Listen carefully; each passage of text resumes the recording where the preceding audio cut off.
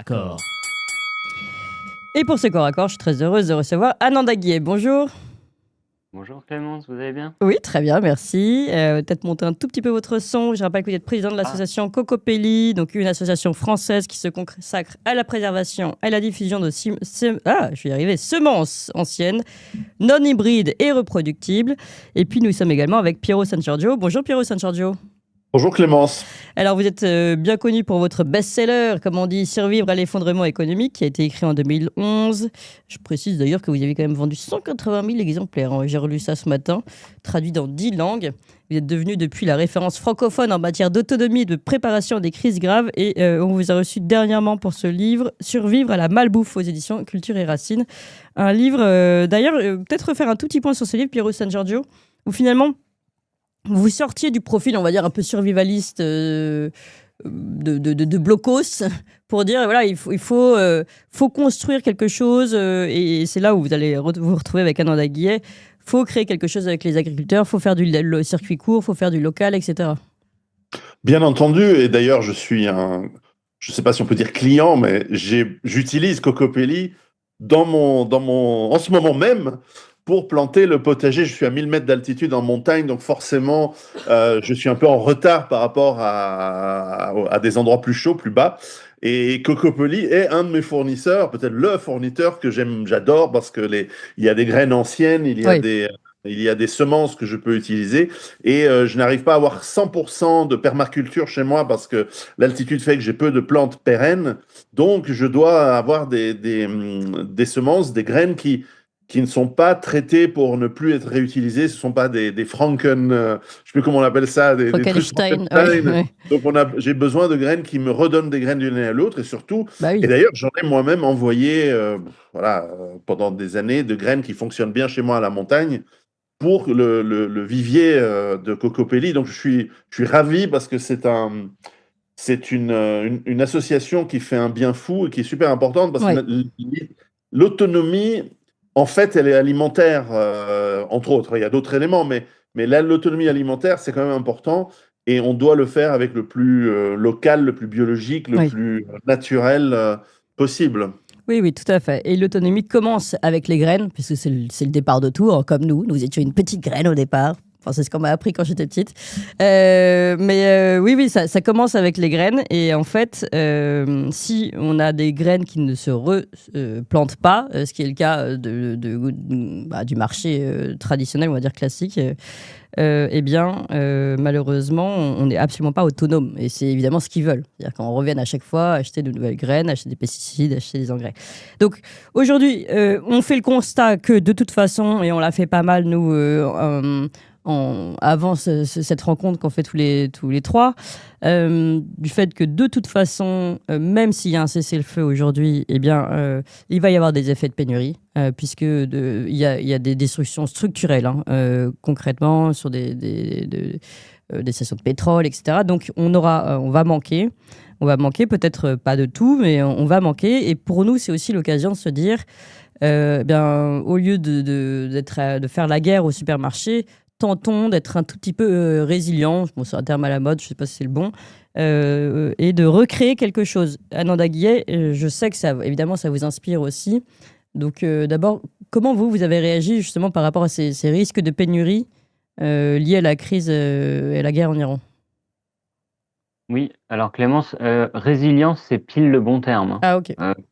Que ce soit à la mode ou pas, en effet, c'est vraiment le bon terme. Ce qu'on voit, et on l'a déjà vu sur la crise du Covid, en fait, c'est que nos sociétés ne sont pas du tout résilientes. Est-ce que ça le fait, le son, là? Ouais, ça le fait. Moi, je me vois décaler, du coup, j'avais un petit doute. Oui, du coup, nos sociétés sont pas du tout résilientes. Et dès qu'on a une crise énergétique, on voit que l'impact sur nos stocks alimentaires est direct. Et si je peux me permettre, de commencer par vous lire le début d'un tweet que j'ai fait. J'invite vos auditeurs à aller lire le reste sur mon X, parce que s'il y a des enfants qui écoutent, je vais pas le lire, mais c'est quand même important. Et je commence avec cette phrase d'Henry Kissinger, qui est un ancien secrétaire d'État: si vous contrôlez le pétrole, vous contrôlez le pays, mais si vous contrôlez les semences, vous contrôlez l'alimentation. Oui. Et celui qui contrôle l'alimentation tient la population en son pouvoir. Oui. C'est vraiment clé. C'est vraiment clé parce que si vous contrôlez l'alimentation et qu'en plus cette alimentation est à 100% dépendante des énergies fossiles, du pétrole aujourd'hui, là c'est franchement un combo gagnant. Vous contrôlez absolument l'intégralité de la population de la planète et on voit on est clairement dans ce schéma-là. Chaque crise énergétique doit nous rappeler à quel point notre alimentation dépend de puissances étrangères, en ce qui concerne la France en tout cas. On a une agriculture qui est 100% dépendante aujourd'hui. Oui. Et ça, mais on pourra en reparler. On a des rapports de la Cour des comptes, on a des rapports en fait un peu partout qui viennent des organismes d'État qui alertent en fait sur cette dépendance. Et là, on le voit très concrètement avec déjà le prix du GNR pour les agriculteurs qui double, Oui. mais surtout avec la pénurie d'engrais. Parce qu'aujourd'hui, les engrais sont fabriqués via le processus Haber-Bosch, qui est extrêmement consommateur de gaz pour la fabrication des engrais azotés. Oui. Et du coup, on est en pleine pénurie d'engrais. Qui dit pénurie d'engrais dit baisse de production, vu qu'on a une agriculture qui est dopée aux engrais. Et du coup, tout ce qui arrive derrière. Et on a zéro résilience, mais je vous en parlerai tout à l'heure avec quelques chiffres issus de ce rapport de la Cour des comptes. Vous allez voir, c'est complètement affligeant à quel point on n'est pas préparé. Oui, et alors justement, c'est ce côté augmentation, vous l'avez dit, le prix qui a doublé du GNR. Il se trouve que les agriculteurs, il y en a un qui nous a donné l'exemple hier. Il a dit pour les pommes de terre, aujourd'hui, on en a pour 1 000 € par jour de prix du gazole pour le tracteur uniquement. Vous voyez bien que les prix sont énormes. Et de toute façon, c'est des prix qui ont doublé. Et on voit bien que les agriculteurs ont toujours du mal à se faire des marges. Donc, quand des prix de l'énergie doublent, évidemment, ils vont finir par mourir ou décider de ne pas travailler, tout simplement, de ne plus cultiver pendant toute cette période-là. Et l'engrais azoté, vous l'avez dit, qui a également, enfin, en tout cas, c'est ce qu'ils nous ont dit hier aussi, qui a également doublé. Mais alors, hier, et toutes ces émissions précédentes où on revenait sur le prix, justement, des carburants, les difficultés pour les agriculteurs, beaucoup nous disaient, mais tant mieux, c'est une bonne chose, on va enfin revenir à la permaculture, à la nature, à une agriculture plus naturelle, plus écologique, et ça, c'est la fin de ce système mondialiste. Bon, certes, on a tous très envie que ce soit la fin de ce système, mais et ça, on va peut-être commencer par vous, Ananda, un mot, puis Pierrot, évidemment, on refait on va retirer le fil avec vous, mais on ne peut pas abandonner ce système d'un coup. Enfin, les agriculteurs qui sont aujourd'hui en système, on va dire traditionnel, ne peuvent pas lâcher cette forme d'agriculture d'un coup. La terre est déjà foutue d'une certaine façon. Alors non, mais Clémence, la terre est pas foutue. Ouais. Ça, en fait, les sols sont rarement complètement morts et heureusement pour nous, il y a toujours moyen avec des techniques agroécologiques, avec pourquoi pas l'agriculture de conservation des sols, qui est déjà un très très bon début. On arrive à redonner de la vie dans les sols. Donc ça, c'est pour la partie positive. Oui, mais en combien de temps ? En combien de temps ? Oui. Non, mais alors on peut pas répondre à cette question. Ça va dépendre de ce qui a été fait avant, de la vie encore présente dans le sol, des techniques utilisées, si elles sont extrêmement violentes ou non. Si vous écoutez Marc-André Sellos, par exemple, il va vous dire que certains sols, ou les Bourguignons, par exemple, vous disent que certains sols sont réhabilitables en quelques années et d'autres, il va falloir des décennies pour le faire, tellement ils ont été matraqués par la chimie. Mais au-delà de ça, ce que vous disiez tout à l'heure, et en effet, c'est vrai, je vois passer sur les réseaux sociaux tout un tas de messages, ah bah tant mieux, on va revenir à la permaculture. Non, là il faut arrêter, c'est du grand délire, c'est du déni, de comment fonctionne notre agriculture aujourd'hui, qui est extrêmement mondialisée. On n'a plus de consommation locale aujourd'hui. Pour prendre que le cas de la France, 97% de ce qu'on produit sur un territoire est exporté du territoire. Alors pas exporté à l'étranger spécialement, mais exporté de la localité. Donc on est dans une agriculture qui voyage. On fait voyager nos denrées alimentaires. Tout le circuit de distribution est pensé de cette manière-là. Toute l'agriculture est pensée à flux tendu. Donc demain, si on ne peut plus utiliser de tracteurs parce qu'il n'y a plus de GNR, si on ne peut plus utiliser d'engrais azotés, d'engrais phosphatés, tout ça, c'est des engrais au-delà des procédés de fabrication qui sont très énergivores, qui sont importés. Donc, que ce soit pour les engrais azotés ou les engrais phosphatés, c'est des imports, c'est des intrants qu'on fait rentrer sur le territoire français. Si du jour au lendemain, on n'a plus ça, oui, au surlendemain, on a une famine.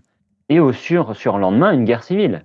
Et des destructions de supermarchés, des gens qui se battent pour de la nourriture, etc. Ce n'est pas du tout une bonne nouvelle. Oui. Ce n'est pas du tout une bonne nouvelle. À un moment, je le disais tout à l'heure, on n'est pas prêt. On ne stocke plus en tant que famille. Aujourd'hui, le rapport de la Cour des comptes de 2022 parle de rééduquer la population française à stocker pendant 3 jours pour la préparer à d'éventuelles crises. 3 jours, Clémence. Oui, c'est pas Au grand-chose. début du XXe, on parlait de tenir la saison. Ouais. On était adossé à une cave, à un cellier, à un grenier, à des conserves. Aujourd'hui, on est adossé à un réfrigérateur. Ouais. Et à la supérette du coin de la rue. Supérette qui, quand elle n'aura plus rien sur les étagères, ne pourra plus nous fournir cette alimentation. Donc aujourd'hui, voir le prix des engrais azotés qui double, le prix du GNR qui double, les pénuries à venir, c'est une super mauvaise nouvelle et ça ne se réglera pas avec de la permaculture ou de l'agriculture bio tout azimut. Oui. C'est Même une si on va y transition revenir. que- Oui, c'est une transition que j'appelle de mes voeux, évidemment, mais qui doit prendre du temps, qui doit Oui, être bien dans sûr. un accompagnement long, à la fois du système de production, mais du système de distribution et du système de consommation. Tous nos circuits de distribution sont pensés pour de l'agriculture intensive. Oui. Il faut repenser tous ces systèmes-là. Alors, On a plus de 55% des gens, pardon Clémence, qui habitent dans des métropoles. Tous ces gens-là, il faut les nourrir. Oui, bien Donc sûr.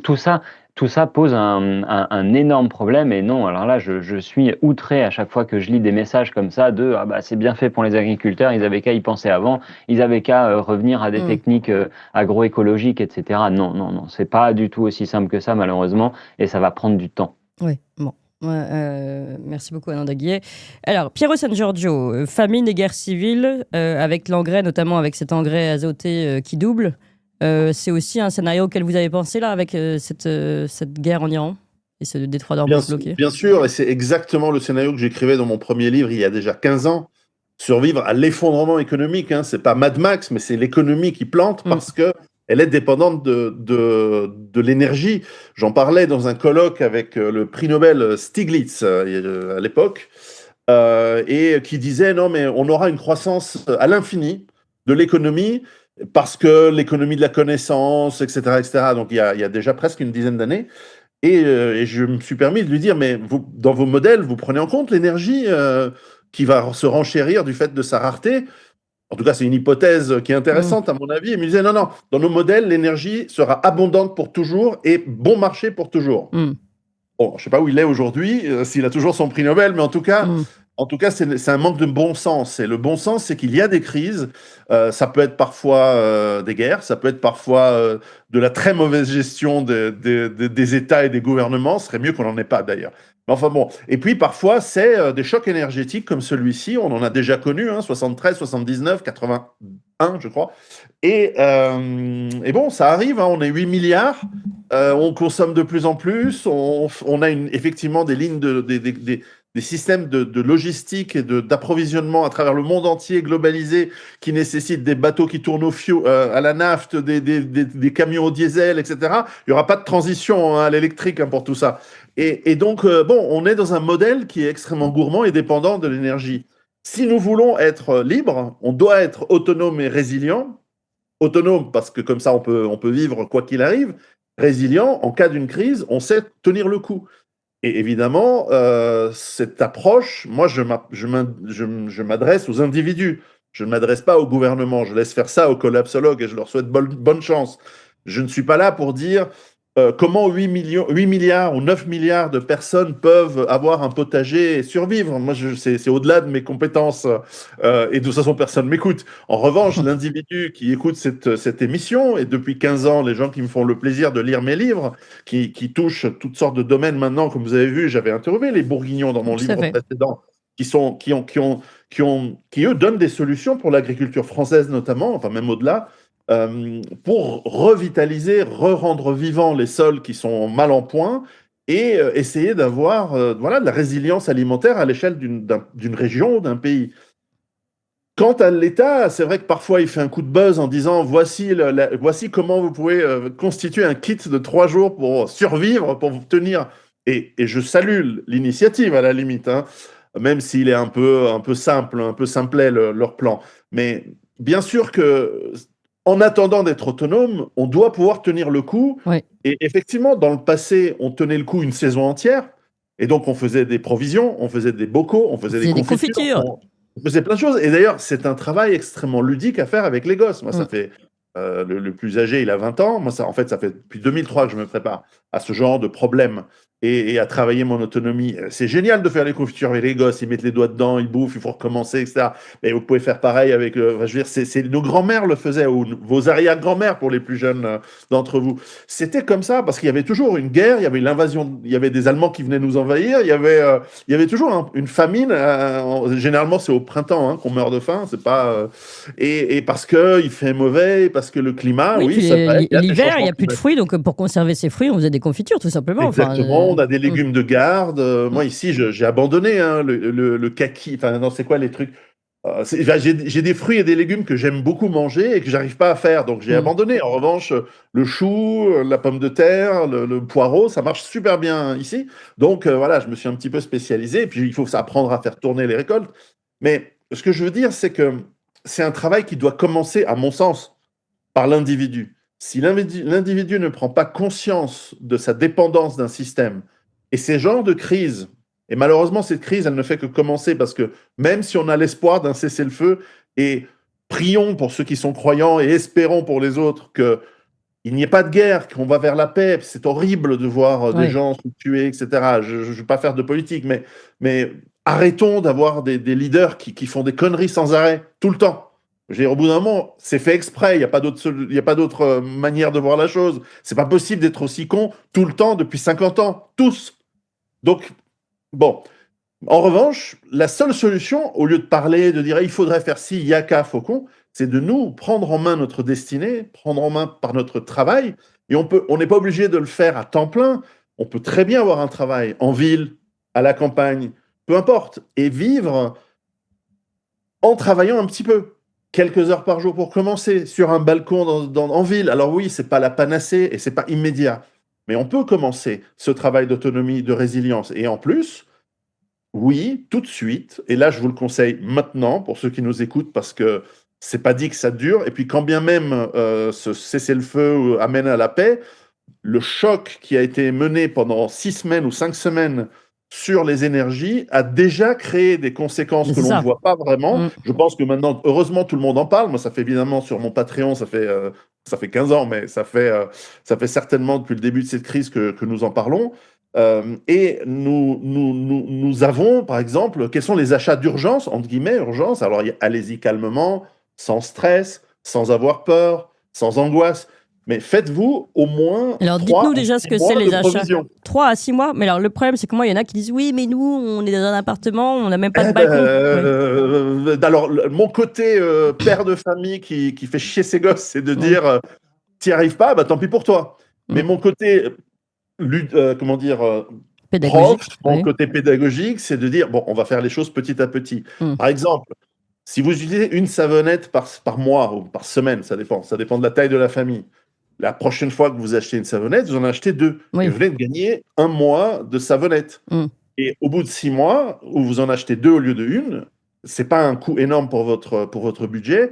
Eh bien, tout d'un coup, vous avez 6 mois de savonnette en stock. Et ensuite, vous faites un roulement. Vous faites pareil pour alors, évidemment, vous allez me dire, oui, mais si j'achète des bananes, je ne peux pas les garder 6 mois dans mon conserves, oui. Évidemment. Du riz, oui. Mais des conserves en cas de coup dur, et surtout, achetez ce que vous mangez et mangez ce que vous achetez, évidemment, pour ne pas avoir de gaspillage, etc. Et vous commencez petit à petit. De l'eau, des filtres à eau. Est-ce que vous avez des bidons pour aller chercher de l'eau à la rivière et la filtrer chez vous pour qu'elle soit consommable? Il y a plein de questions comme ça. D'ailleurs, ce serait trop long de vous faire une liste évidemment exhaustive, mais moi j'ai fait un truc là ce matin. Je suis allé sur mon site web pierrot.com. J'ai une série de formations dont des listes de comment se préparer 72 heures. C'est pas beaucoup, c'est un départ. Et j'ai tout mis gratuit. Donc les gens peuvent aller sur le site. Vous allez sur formation, vous allez voir, j'en ai mis plein gratuites, notamment des documents qui vous disent, voilà, alors c'est une suggestion à vous de les adapter à vous, parce qu'il y a des gens qui ont des problèmes de médicaments, il n'y a pas que la nourriture, il n'y a pas que le filtre à eau, c'est bien, mais après, il y a aussi, si vous êtes, je sais pas, vous avez des problèmes d'insuline, de diabète, est-ce que vous avez des stocks Et donc, si vous avez des stocks, il vous faut un frigo, et donc un frigo qui fonctionne, même s'il y a une coupure d'électricité, il faut... Donc, vous voyez, après, la complexité augmente, parce que Voilà. Alors, il vaudrait mieux pas avoir de diabète, on est d'accord. Ouais. Donc, mangez sainement et pas beaucoup. Et voilà, faites pas comme moi, soyez pas gros. Mais ce que je veux dire, c'est que c'est un travail qui est long. Mais ça demande aujourd'hui, une nous sommes dans une réflexion. urgence. Ouais. Voilà. Il faut de la réflexion, il faut de la stratégie, il faut de la mise en place plus ou moins planifiée, mais avec détermination et voilà, et ça prend du temps. Et comme j'expliquais, il faut aussi le faire avec des gens autour de nous. C'est pas tout seul qu'on va y arriver. Se mettre en place pour plein de domaines qui sont essentiels dans notre vie. Il n'y a pas que la nourriture, il n'y a pas que l'eau, il y a la santé, il y a le lien social, il y a savoir se défendre, bien sûr, il y a plein de choses. La connaissance, quels sont les savoirs et les connaissances qu'on a besoin d'apprendre. Et ça, c'est sûr. Surtout si on se dit qu'il n'y a plus Internet, oui, mais j'irai chez l'agriculteur. Oui, mais si on a l'habitude de prendre toujours le GPS, qu'on ne sait plus se débrouiller sur la route, qu'il n'y a plus d'essence, que c'est la panique. Juste un truc, parce que vous parliez des 72 heures. On va juste faire un point là-dessus avant de se retourner vers Ananda Guillet. Ça me fait penser d'ailleurs à un livre de Oberton aussi. Mais les 72 heures, c'est important parce que, en fait, s'il y a vraiment une crise, je sais pas, plus d'électricité, plus rien, et puis panique, tout le monde se rue au supermarché. Et c'est justement le moment, si on est, entre guillemets, un bon père de famille, de ne pas y aller. Ouais, parce que c'est hyper dangereux, en fait. Surtout que là, on sait que ceux qui ont les Kalachnikov, eux, ils vont pas avoir peur et ils ont des armes. Donc, ils vont y aller, ils vont se servir, ils vont faire leur loi. Donc, c'est pas le moment d'aller dans les supermarchés dans les périodes de grande crise d'urgence du début. Donc c'est le moment justement de pouvoir se débrouiller tout seul et de réfléchir et d'être au calme. C'est pour ça que les 60 premières 12 heures sont importantes, je pense, Piero San Giorgio. Juste un mot là-dessus avant de se retourner vers Ananda Guillet. Et c'est tout à fait ça, mais évidemment, il faut quand même que j'ajoute un bémol, c'est que ne soyons d'un point de vue, il faut être dans la sécurité, donc oui, évitons de... Il y a aussi un aspect rassurant psychologique en disant, j'ai de quoi tenir, pas besoin d'être angoissé, de stresser, disons que ça aide. Et puis aussi, il faut espérer que les gens se comportent bien et qu'on ait de la solidarité, etc. On peut l'espérer. Après, c'est vrai qu'on a des exemples qui vont dans le sens du bon comportement de la population. Je prends l'exemple du tsunami au Japon en 2011, où les gens ont été d'une excellence dans l'entraide face à la catastrophe. C'est le Japon. Ensuite, on a le contre-exemple de la Nouvelle-Orléans, de l'ouragan à Saint-Barth et d'autres. Après, voilà, c'est là où les gens s'énervent contre moi, parce que ça va contre le politiquement correct. Mais je dis, dans les sociétés hétérogènes, culturellement, les gens se groupent autour de leur groupe ethnique ou religieux. Et je le regrette. Hein. Moi, je suis pour l'être humain qui collabore, qui va conquérir les étoiles et l'espace. Hein. C'est ma génération, je suis de la génération X. Moi, je rêvais d'aller sur la Lune en vacances. Voilà. Mais non, on va aller vers des temps difficiles en revanche. Alors, Ananda Guillet, tout à l'heure, on a entendu, alors, vous avez certainement déjà des mots à dire, mais peut-être sur les 72 heures. Et ensuite, vous parliez de Filtrao, Piero San Giorgio. Et moi, j'ai lu un tweet d'Ananda Guillet qui m'a fait rêver, où il a dit « J'allais chercher l'eau à la source ». Et j'ai parlé pendant des heures avec quelqu'un. Alors, je ne savais pas que vous alliez chercher l'eau à la source, Ananda. Alors là, vous me surprenez. Donc, racontez-nous un peu tout ça, et puis peut-être si vous avez une réaction sur les 72 heures. Je ne m'attendais pas à ce que vous me parliez de mon tweet poétique. Oui, en effet, j'ai la chance et le privilège d'avoir une source d'eau extrêmement pure à 2 km de chez moi, où j'ai en effet rencontré un auditeur toxin d'ailleurs. Ah bon? Voilà. Incroyable. Pour la petite histoire avec qui on a parlé longuement de l'avenir du monde. Mais oui, sur les 72 heures, oui, non, j'ai rien à ajouter là-dessus. Et par contre, je suis absolument d'accord en fait sur le côté individuel de ce qu'on peut mettre en place. Et c'est pour ça qu'Oopélie, depuis 30 ans, pousse à l'autonomie alimentaire et semencière, avant tout des jardins familiaux, avant tout des familles. Parce que en effet, la résilience d'une société passe par la résilience des micro-communautés, quelles qu'elles soient, que ce soit à l'échelle d'une famille, d'un village, d'un petit département, on s'en fiche, en tout cas. Et c'est pour ça que les écologistes prônent en permanence l'approvisionnement local, en fait, le consommer local. Parce que la consommation locale, c'est le meilleur acte de résilience. Oui. On voit que c'est la concentration et le mondialisme fait qu'on est hyper dépendant des transports, je le disais tout à l'heure, et plus on consomme local, plus on va relocaliser en fait la distribution. Donc une des mesures aussi, alors qui est un peu moins court-termiste, mais quand on peut pas stocker chez soi, quand on n'a pas de jardin, quand on n'arrive pas suffisamment à produire pour faire des conserves, de la lactofermentation, etc. Déjà, en fait, changer ses habitudes de consommation et aller consommer et soutenir un agriculteur ou un paysan juste du village côté de chez vous, ouais. voilà, le plus près possible, c'est participer à la résilience locale. Et en Ouais. fait, c'est se mettre en sécurité aussi, Tout à mettre fait. le village ou la ville en sécurité. La ville d'Albi, par exemple, avait beaucoup travaillé là-dessus. Et du coup, c'est aussi vers ça qu'il faut aller. Et ensuite, jardiner, clairement, on est au printemps. C'est le moment, semer, récolter, prenez des semences reproductibles, reproduisez vos propres graines pour pouvoir ressemer d'année en année vos propres variétés qui vont être plus productives, plus résilientes, plus nutritives, meilleures, etc. Et déjà, ce sera un super bon début. Je pense qu'il faut vraiment commencer par là. Et il n'y a pas de trop petits gestes. En fait, je suis aussi d'accord avec ça. Pareil, si on ne peut pas faire des conserves de ce qu'on a cultivé soi-même, on peut faire des conserves de ce qu'on a acheté chez son maraîcher. On peut en fait constituer ce stock soi-même, même si on cultive pas soi-même. Je pense qu'on a vraiment perdu ce réflexe-là de survie basique de mettre sa famille en sécurité au niveau alimentaire. Encore une fois, on est adossé à un réfrigérateur Oui. et au flux qu'on a dans notre réfrigérateur. Donc c'est vraiment ces réflexes-là qu'il faut changer et les crises comme on a vécu pendant le Covid. Alors c'est étonnant Clémentin parce qu'on l'a vécu vraiment violemment pendant le Covid où on a vu une espèce de débandade, une peur panique. Nous chez Coopélie, on a expédié des commandes de graines à des gens qui franchement pouvaient tenir un siècle quasiment avec ce qu'ils ont commandé en semences, mais ça ne servait à rien. Ça servait à rien, c'était simplement de la panique parce que pour cultiver toutes ces graines, il aurait fallu des hectares, un temps et une énergie qu'ils n'avaient pas. Mais on voit que on attend que ce soit trop tard. On panique, on agite les bras dans tous les sens. Et une fois que la panique est passée, on retourne à nos habitudes de consommation classiques et la roue tourne et on recommence. Je pense que là, il est vraiment temps de se dire, bon, qu'est-ce qu'on met en place déjà à l'échelle individuelle pour pouvoir faire face aux crises, quelles qu'elles soient. Parce que là, pour le coup, je rejoins Pierrot, évidemment, on n'est pas parti pour aller en vacances sur Mars ou sur la Lune. Non, on est parti vers une période de récession.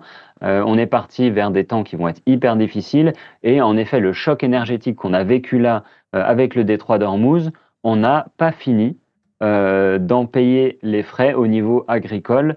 Et là, je parle au niveau mondial, hein, parce que si en France on galère avec et c'est pareil, j'ai fait des tweets là-dessus avec les engrais azotés, allez donc voir au Kenya, en Inde ou dans des pays en fait qui sont exportateurs, c'est une vraie catastrophe, mais une vraie catastrophe. Et du coup, tout ça, c'est des impacts qui vont arriver là dans l'année et on n'a pas fini d'avoir les remous de la tuile qui a été jetée dans le détroit d'Ormuz. Oui, tout à fait. En fait, on ne les ressent pas vraiment encore. Ça va arriver là dans les prochaines semaines. Le remous, le coût qui va vraiment se sentir sur les différents produits. Et donc, vous l'avez dit, dans différents pays, mais chez nous encore. Donc, continuons juste. On arrive bientôt à la fin de cette première discussion qu'on peut continuer sur les bons conseils pour s'en sortir et surtout pour apprendre la résilience, la vraie. Donc, vous disiez juste, Ananda Guier, c'est important à l'échelle de la famille, c'est fondamental. Et ensuite, voilà, pensée circulaire, c'est-à-dire élargissez peut-être, oui, aller voir le maraîcher, aller voir l'agriculteur, mais c'est maintenant qu'il faut aller le voir, faire la démarche d'aller rencontrer quelqu'un. Vous le disiez, c'est aussi c'est le protéger, faire en sorte que son économie fonctionne, évidemment, mais aussi c'est se protéger, parce que quand il y a une crise, justement, il n'y a plus rien là, les supermarchés sont fermés ou pris d'assaut, etc. Eh bien, allez voir le maraîcher que vous connaissez depuis 10 ans, pour lui dire, écoutez, on continue comme avant, mais au lieu de marcher, je sais pas, en achetant quelque chose, on peut faire un troc, on peut marcher sur la confiance. Ça ne marche qu'avec des gens avec qui on travaille déjà depuis longtemps aussi. Il y a tout ça aussi à Ananda Guier. Il y a cette relation de confiance, cette relation d'échange, de solidarité. Oui, en fait, c'est ce qui a caractérisé pendant des milliers d'années nos campagnes. Oui. En fait, cette solidarité entre eux. Alors, il y a beaucoup plus de gens à la ferme, beaucoup plus de fermes, en fait, dans tous les cas, avec de la polyculture élevage, avec beaucoup plus de résilience et de diversité alimentaire, ne serait-ce qu'il y a un peu plus d'un siècle. Tout ça est très récent. Donc là, on parle beaucoup de pesticides en ce moment, de cadmium, etc. On oublie que l'agriculture bio, qui ne s'appelait pas agriculture bio à 12 000 ans, et que l'agriculture conventionnelle, chimique et toxique, est surcentralisée, comme on le voit aujourd'hui, est surdépendante des énergies fossiles. Elle a à peine un siècle et elle ne fonctionne pas, on le voit bien, elle est absolument pas résiliente. Donc, ce qu'il faut comprendre, c'est être maraîcher, particulièrement bio, aujourd'hui, dans ce contexte-là, c'est un métier qui est très peu rémunérateur, qui est dur, et du coup, aller soutenir ces producteurs, ce type d'agriculture, c'est mettre toute la société en sécurité, pas simplement la famille. C'est en fait mettre la société en sécurité. Il faut retourner vers ces méthodes de consommation qui sont beaucoup plus résilientes et ces méthodes de production qui sont beaucoup plus résilientes. Parce que quand vous produisez une cinquantaine de variétés ou de denrées alimentaires sur votre ferme, vous êtes beaucoup plus résiliente que quand vous en produisez 2, du soja ou du tournesol. Et je critique absolument personne. Attention, Clémence, je critique pas l'agriculture conventionnelle. C'est pas, l'idée, c'est pas d'être donneur de leçons, c'est de se dire, on constate que ce système n'est pas résilient. Il fonctionne, en fait. Il fonctionne quand le pétrole coule à flot. Quand les énergies coulent à flot, si on met de côté la chimie et ce que ça engendre en termes de cancer, de maladies cardiovasculaires, de leucémie, etc., si on met tout ça de côté, on voit que ce système suragile de flux tendus fonctionne. Mais il faut qu'il pleuve du pétrole.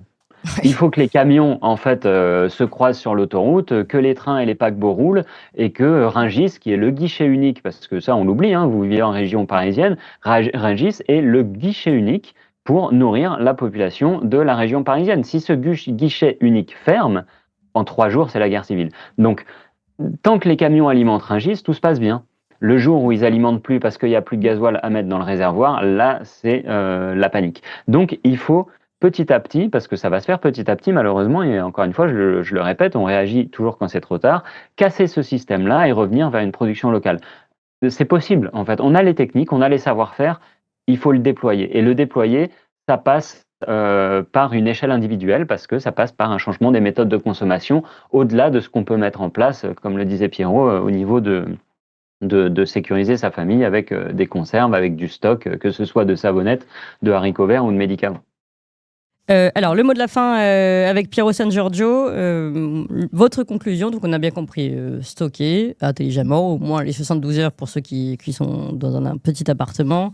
Ensuite, c'est aussi, encore une fois, cette discussion, elle permet de se repartir sur de bonnes bases. Donc pour ceux qui n'ont pas encore de potager, comme moi, c'est le moment de vraiment s'y mettre cette fois-ci. Piero San Giorgio, c'est votre conseil. Avez-vous d'autres conseils ?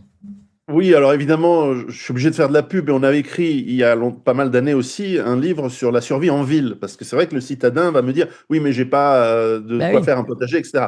Oui, mais il y a des petites solutions, il y a les jardins en commun, il y a les jardins ouvriers comme on avait dans le temps, il y a plein d'initiatives qui existent, il y a des AMAP locales, même dans les grandes villes.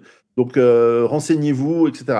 Peut-être la dernière chose que je voudrais dire, c'est que malheureusement, comme j'adore cette expression américaine qui dit que le cochon est dans le python, c'est-à-dire que les effets, on va les avoir de ce premier mois de crise, de guerre, et que même si on a 2 semaines de répit, peut-être qu'elle redémarre, et que ces effets vont encore s'empirer. Donc, profitez-en. Donc, voilà, et souvenez-vous, confinement, déconfinement, confinement. Ça peut aussi être une manière psychologique de terrifier la population. Oui, puis même le gouvernement ne nous avait pas du tout prévenu du confinement, ça arrivait d'un coup, donc non mais... Donc méfiance. En revanche, si vous pouvez avoir une stratégie à long terme pour développer votre autonomie, votre résilience, c'est bien.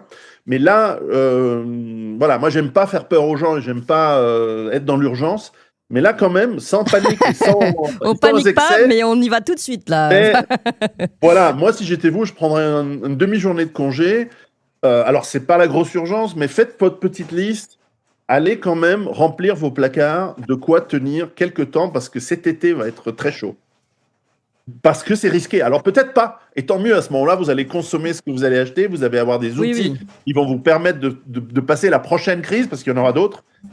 Mais... ce ne sera peut-être pas la même d'ailleurs, mais il y en aura d'autres. Mais en tout cas, vous aurez réfléchi, vous aurez avancé, parce que là, vous devez. Le danger, c'est ce matin, parce qu'on a préparé. Moi, j'ai préparé pas l'émission hier, donc je savais pas que ce matin, on nous dit c'est fini, tout le monde va se prendre par la main, on va se faire mais de des toute façon, bisous, c'est etc. structurel. Il y a eu énormément de choses qui ont Et été ouais, cassées, donc c'est c'est pas ça, le seulement. coton Ouais. est dans le piton. Merci de votre invitation. Merci beaucoup, Et Pierre. et Oui, puis allez-y, ensuite, Ananda, bien sûr. Oui. ouais, si je peux rajouter juste Bien sûr, le une mot de la petite fin. chose, parce Oui. que c'est un chiffre que j'avais prévu de vous donner et que je trouve vraiment intéressant, qui est issu du rapport de la Cour des comptes, encore une fois, de 2022. J'invite vos auditeurs à aller le regarder, ce rapport, parce que c'est la première fois que la Cour des comptes s'intéressait justement à l'autonomie alimentaire en France. Et le degré d'autonomie alimentaire des 100 premières aires de consommation françaises, des aires urbaines, pardon, de consommation française, est en moyenne de 2%. Voilà. Oui. Donc il est urgent d'agir quand même. Voilà. Ouais. Encore une fois, sans vouloir semer la panique non plus. Non, Mais, mais et ces 2%-là prennent en compte tout le stockage, que ce soit le stockage familial ou industriel, en fait, vraiment toute la consommation. Ah oui, ok.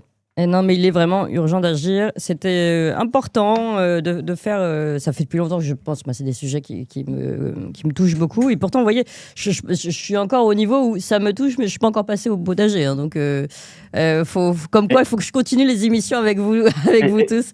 Oui. Et peut-être ça aurait été intéressant, Clémence, de faire un sondage en live, à savoir combien de vos auditeurs ont une cave, un cellier ou un grenier. Bah, on peut Parce demander. que Hein. Là, qui a une cave, un cellier ou un grenier, et qui a une cave, un cellier, un grenier plein, enfin avec des stocks.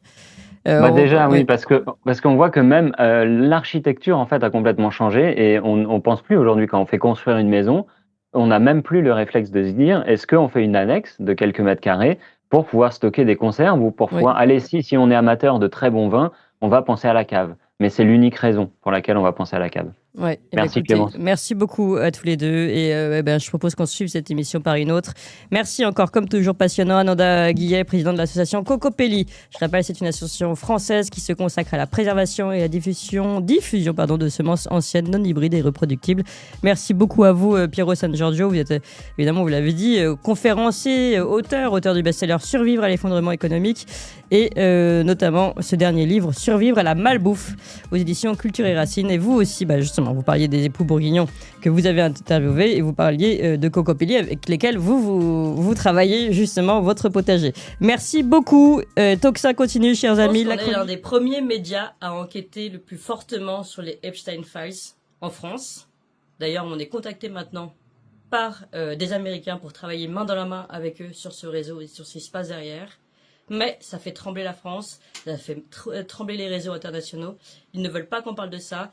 Et la censure augmente tous les jours plus. Ils veulent nous censurer, ils veulent nous fermer, ils veulent que Toxin et les autres médias qui font le même travail disparaissent. Et c'est vraiment maintenant qu'il faut activer les boucles en interne, les contacts directs avec Toxin. Et pour ça, c'est facile, c'est toxin-media.fr/nous, toxin-media.fr/nous. Rentrez dans la boucle de Toxin, rencontrons-nous tous directement, organisons la résistance et faisons-le avant qu'on soit totalement fermé. Je compte sur vous.